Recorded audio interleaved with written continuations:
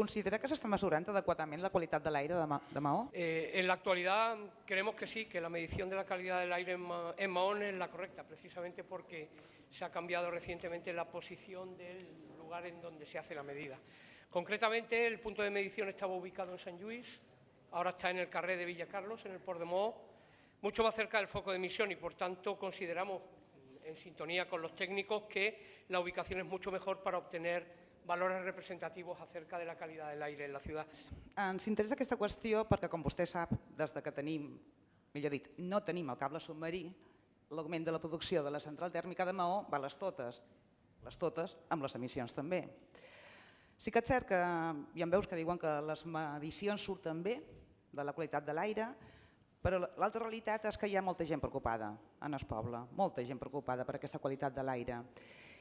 I ho diem basant-nos en dos aspectes fonamentals. Per una banda, el dret a la informació. Considerant que la ciutadania té dret a estar informada sobre la qualitat de l'aire i sobre moltes altres coses, evidentment, però sobre la qualitat de l'aire.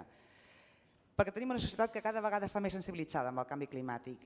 I després, per una qüestió, quasi li diria jo que més important, salut pública. Com pot la nostra ciutadania saber si hi ha risc o no, si no tenen accés directe, de manera senzilla i directa, en aquestes dades, en aquestes mesures, a diferents indrets de Maó?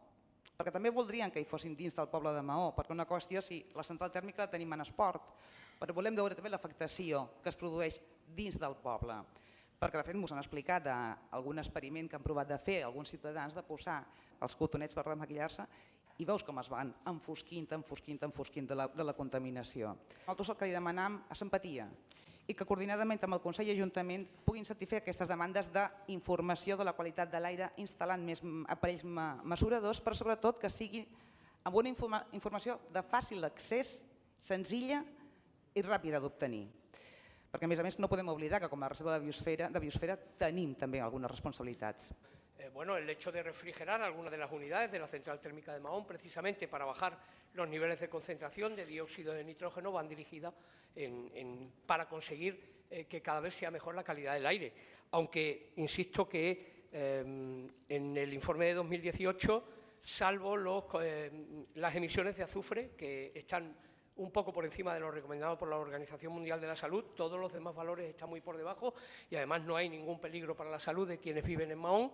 Y la calidad del aire en Mahón, y es el dato que tengo, es referente precisamente por su limpieza para un proyecto europeo encargado del estudio de las epidemias.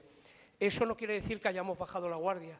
Se ha conseguido, por ejemplo, que se emplace una estación de medida de fondo en la isla para la medición de contaminantes especiales y además se ha llevado a cabo una cartografía de detalle de la concentración de óxido de nitrógeno en toda la ciudad, no habiéndose encontrado niveles elevados en ningún punto. Sin duda que la entrada en funcionamiento del cable minimizará enormemente estos problemas. Mientras tanto, estamos por las soluciones que bajen el nivel de emisiones en la ciudad de Mahón.